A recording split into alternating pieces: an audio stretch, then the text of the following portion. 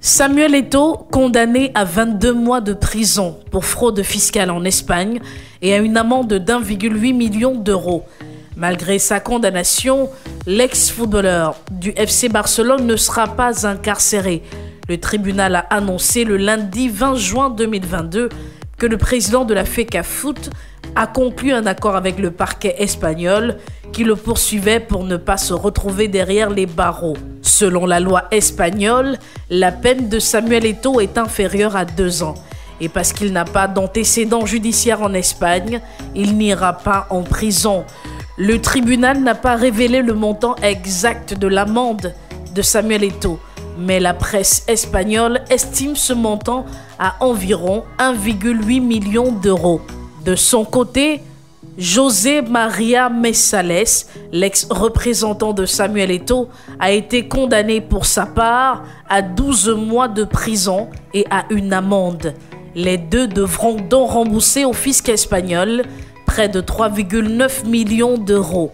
L'ancienne gloire des Lions indomptables du Cameroun était poursuivie pour 4 délits contre le fisc espagnol. L'histoire remonte aux années 2006-2009, années pendant lesquelles Samuel Eto'o évoluait alors, depuis 2004, au FC Barcelone, avec qui il a gagné 3 championnats d'Espagne, une Coupe du Roi, 2 Supercoupes d'Espagne et 2 Ligues des Champions. L'agence France Presse nous révèle que le parquet assurait que le joueur avait mis en place un montage de société afin d'éviter de déclarer une partie de ses revenus. Selon lui, Eto'o avait cédé ses droits à l'image à une société basée en Hongrie qui déclarait ses gains dans ce pays où le taux d'imposition est un des plus bas d'Europe.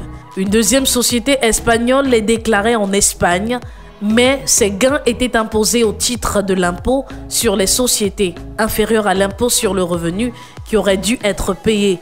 Mais le Camerounais était le vrai titulaire des droits à l'image, affirmait le parquet, selon qui cette cession était frauduleuse et uniquement destinée à payer moins d'impôts. Samuel Eto'o est donc le dernier footballeur en date à être condamné en Espagne pour fraude fiscale.